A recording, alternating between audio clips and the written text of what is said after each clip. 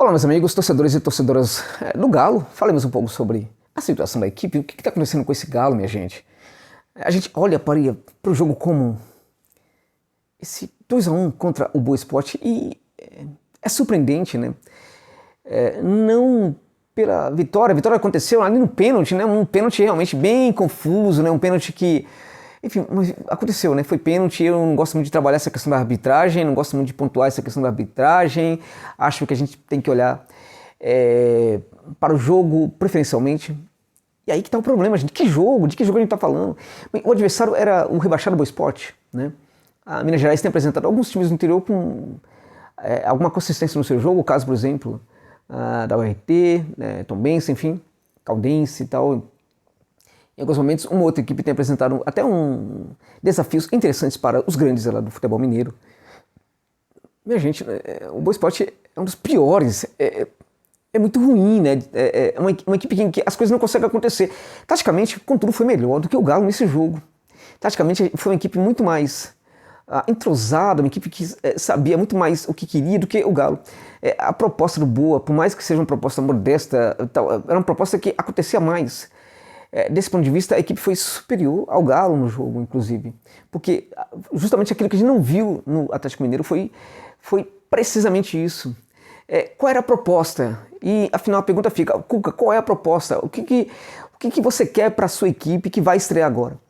Na Libertadores de América, né? Felizmente aí com um grupo que dá condição até para que o Galo consiga mesmo evoluir. Acredito muito nesse Galo. Mas os sinais não são legais, né? A gente via uma equipe com o Gonçalves aí evoluindo muito, né, com o Lucas, né? E a gente vê essa equipe, a partir do momento que o Cuca assume o comando, a gente só assiste a situações complicadas, né? Primeiro que a seleção do Alan que não sai, é titular absoluto. Até mesmo contra a equipe, contra o Boa Esporte, você pode arriscar um pouco mais, pensar no outro volante ali, mas não, é o Alan sempre, não tem jeito. E ele vai entregar isso mesmo, gente. Não espere do Alan muito mais do que isso. Um volante com características defensivas, que mesmo defensivamente, em alguns momentos, vai falhar. Porque mesmo defensivamente, não é tudo isso também, né? Vamos combinar. E aí ele coloca de 8, esse segundo volante, né? Um jogador que, como eu volto a dizer, era um problema no São Paulo, né? O São Paulo não sabia o que fazer com esse problema, né? Um jogador que no campo não tem entregado nada. Um jogador que, enfim, parecia ter ali até com o Diniz também, uma questão pessoal, né? Que o Diniz chamava de mascaradinho, né, tal. Enfim, um jogador que não se entregava pro jogo, um jogador que estava muito mal no São Paulo, muito mal, e nada justificava que ele fosse contratado pelo Galo, e pior ainda, que fosse contratado para chegar no Galo com status de titularaço do Cuca, né. E aí você pega o Zaratio. Eu tenho muita preocupação, gente, mas muita preocupação com o Zaratio. Porque trata-se de um jogador muito acima da média. A gente via isso na Argentina. Ele levava aquele Racing nas costas, né? Só que ele tem um problema, gente. Ele é muito introspectivo, o Zaratio.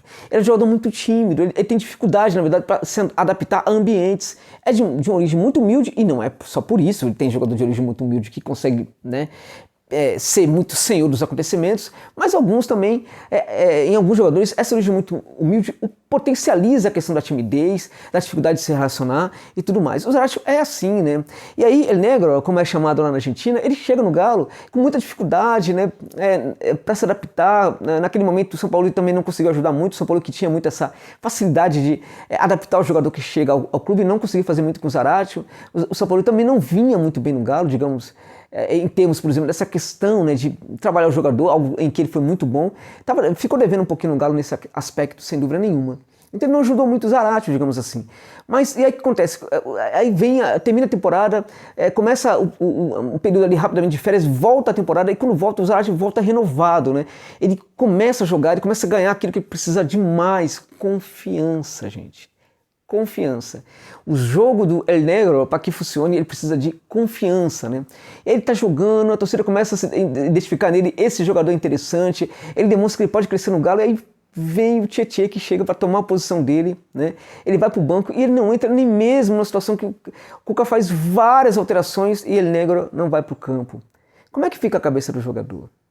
Aí quando você, em certo jogo, você coloca ele para jogar, né, aí ele não vai bem, o que vão falar? Ah, tá vendo? É por isso que é reserva. Mas, gente, O cara é um ser humano. Se ele tá vendo, ele tem essa dificuldade para se adaptar, né?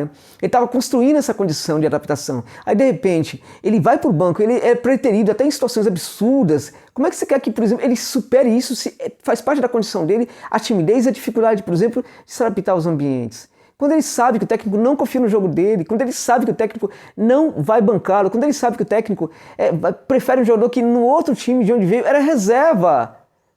Né? O reserva do outro time chega para tomar o lugar dele, porque aquilo que ele estava fazendo, o técnico não dá a mínima, não deu a mínima bola, a mínima atenção para aquilo que Zarate estava fazendo dentro de campo. Então como é que ele vai ficar? Como é que vai ficar a cabeça dele? O Galo, portanto, corre o risco de perder um grande reforço, gente. Né? Corre o risco de perder realmente no Zarate um reforço interessante que estava começando a ser um jogador bem interessante.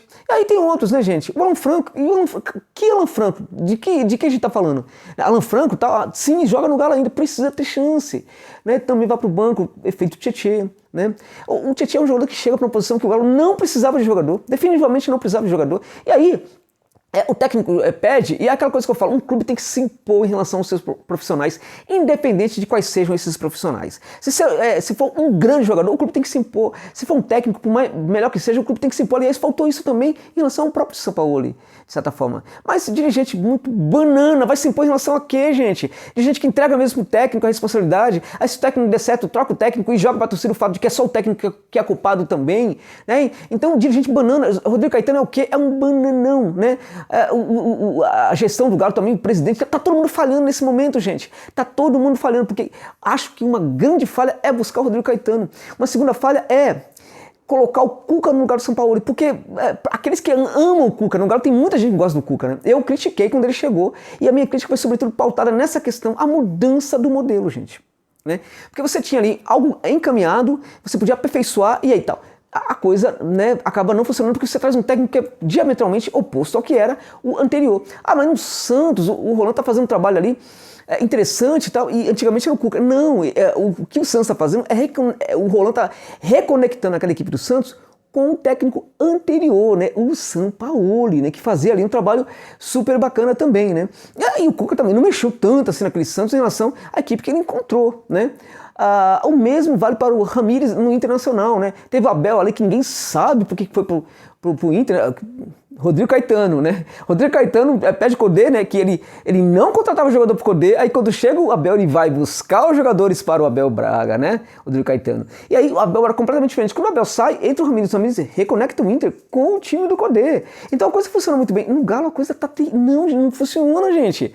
Entende? Tá complicado. E aí, por isso que eu critiquei o Cuca. E aí quando a gente olha pro campo, complicado, o Cuca pede 10 dias, me cobre depois. Aí depois de 10 dias ele fala que tá tudo bem, ele gostou do jogo, ele gostou da equipe, ele achou que tava tudo muito bem, tá tudo bacana mesmo, e critica todo mundo e começa a dar sabonetado em todo mundo ali também, né? Enfim, criticando, por exemplo, que você tá vendo na televisão, tal, não sei o quê. Acho que ele tem o direito, por exemplo, até mesmo de receber aí uma oportunidade maior, aqueles que conseguem ter paciência, que legal, que tenham paciência com ele mesmo, é tudo muito novo, tudo mais, viveu um momento muito difícil aí na vida dele, algo muito pessoal, tudo bem, isso e tudo pode atenuar um pouco essa situação do Cuca, mas ele não tem o direito de falar, por exemplo, de criticar o torcedor que está criticando, porque o cara veio de televisão, na televisão não vai ver o que pá, calma lá, meu amigo, aí não, né?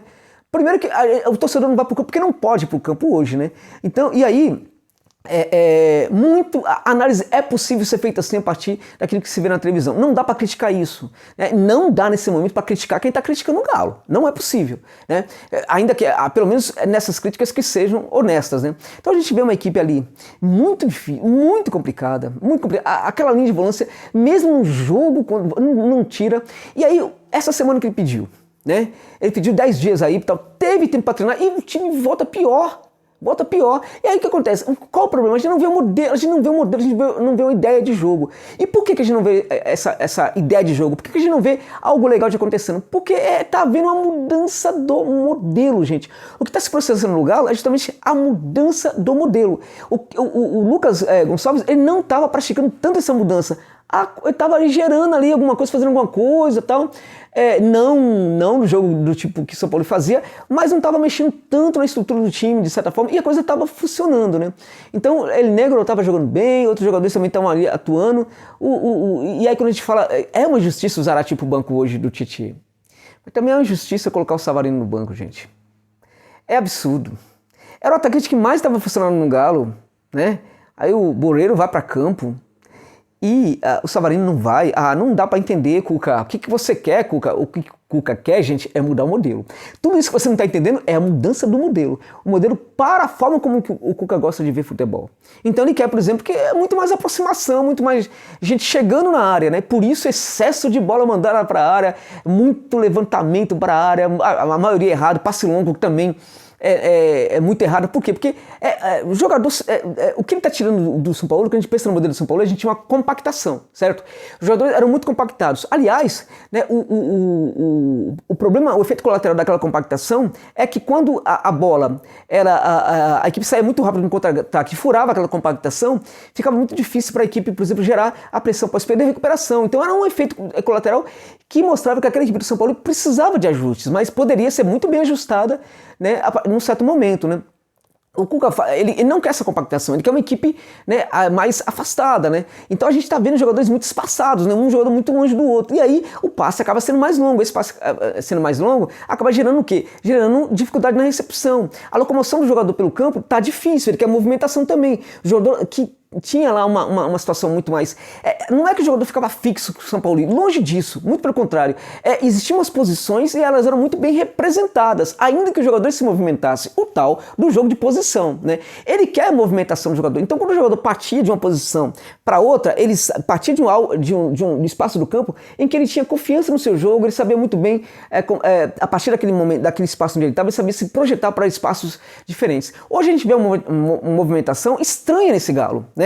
O jogador sai de um espaço, vai para outro tal, e não se encontra, e aí ele não facilita a recepção do passe, né? E aí também o passe não está sendo legal. Quem é o passador? Quais são os passadores? Aí é complicado também, né? Porque tem que ter muita qualificação para passar. Quem? Né? Aí a gente vê, por exemplo, o Tietê ali batendo cabeça, fechando o lado ali, inclusive, né? A presença do Tietê, inclusive, fecha o lado do campo para a passagem do Guga. O Guga passa a não ser mais esse ala, passa a virar um lateral, e como lateral, o Guga pode também ser um tanto quanto questionável. Não é que ele é ruim, né? Mas o melhor do jogo do Guga não é ficar propriamente na lateral, é também progredir, passar para o campo de ataque, contribuir ali como meia, como tal. O Cuca não quer isso. E a gente vê, inclusive, um bate-cabeça entre todos os jogadores ali daquele setor. Tietê, Borreiro, no caso do jogo contra o Boa Esporte, corrigindo, um jogo horroroso contra o Boa Esporte, Tietê, Borreiro e também o Cuca, todo mundo num bate-cabeça muito grande ali, né? A gente vê essas bolas longas que não têm funcionado, a gente pensa, por que o Borreiro, né? Se você tem, por exemplo, o Savarino, gente, para jogar. Não gosta do Savarino, tal, dizem que o Cuca não curte muito jogador, tal, de outros países, tal. Isso é uma coisa, que está nas costas dele há muito tempo também, muito tempo. Mas não vou entrar nessa polêmica, tá bom? Não vou entrar. Então, por que não pôr o Sábio para jogar, gente? Por que não colocar o Sábio para jogar? Esse Galo peca demais, isso não é de hoje, nessa questão da eleição dos garotos da base, né? Caleb tá ali para jogar, né? O Sábio tá ali para jogar, o garoto pedindo passagem, joga muita bola, a bola dele é muito arredondada, o futebol dele é muito limpo, muito chique, muito elegante, de altíssima qualidade, mas é um garoto que vai ficando frustrado, porque ele sobe muito cedo para o elenco principal, mas chega lá e fica vendo todo mundo, né? E não tem oportunidade, né? O Cuca dificilmente vai dar essa oportunidade. Então o que a gente tá vendo no Galo é a mudança no modelo. O Cuca quer uma equipe que se movimente muito mais, né? Jogadores que não ocupem muito os mesmos espaços, que, na medida possível, cheguem muito fortes à área, e quando chegar à área, ele quer um povoamento dessa área, né? Quando esses jogadores chegarem na área, ele quer uma chegada muito forte, com muita gente povoando a área. Para quê? Para que eles recebam a bola alta e briguem por essa bola ali com os zagueiros e tenham uma condição de fazer o gol. Então, acho isso um tanto quanto pobre, né, gente? Mas vamos dar tempo aí pro Cuca para ver o que acontece. Ele, nesses 10 dias, ele tentou aí, na verdade, fazer com que esse jogo funcionasse muito, muito bem. Não conseguiu. Talvez não tenha conseguido melhorar tanto, o Cuca talvez poderia não chegar no que ele quer, mas poderia se aproximar disso se ele tivesse atores mais qualificados para interpretar aquilo que ele pensa como ideia de jogo, gente. No entanto, quando ele insiste com aquela linha de volantes ali, com o Tietê e o Alan, que realmente não dá para aceitar. Você tem um Jair, você tem um tal, aí você tem Alan, tem Zaracho, tem o Alan Franco, e você tem... Quais são os volantes do Galo? Fala para mim. Né? Tietê e Alan. Realmente não dá para entender, não dá para aceitar. E para que tanto investimento? Então, para que tanto investimento? A gente pensa, né? O clube não está entendendo o que está acontecendo, né? Esse projeto tá complicado, né? Porque a canteira não é, né? Categoria de base não é promovida, enfim, não é levada tanto em conta assim, né?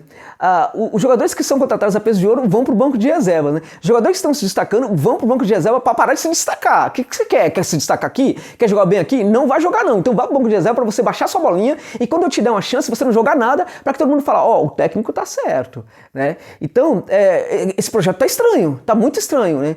O Hulk chega, né, a peso de ouro, também não recebe oportunidade. Ali também tá se ajudando o Hulk, né? Tá se ajudando demais a não ter oportunidade, tá reclamando também. Agora tinha que pensar isso também, né? Porque isso também faz parte do Hulk ali em alguns momentos da carreira, né?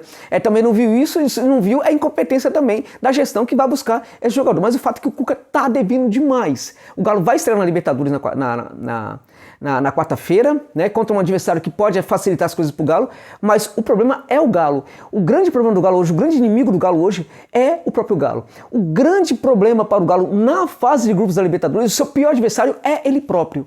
E isso acontece por quê? Porque o Cuca não consegue fazer com que o seu modelo gere jogo, gere situações oportunas de gol, gere situações bacanas de gol. E o pior de tudo isso, para terminar, para piorar tudo isso, é essa incapacidade do Cuca, ou deslealdade, eu acho, eu vou ficar na questão da incapacidade, de ver o que está acontecendo, a ponto dele falar no final do jogo contra o Boa Esporte que ele estava feliz com o que ele viu. Aí, realmente, a coisa fica muito difícil.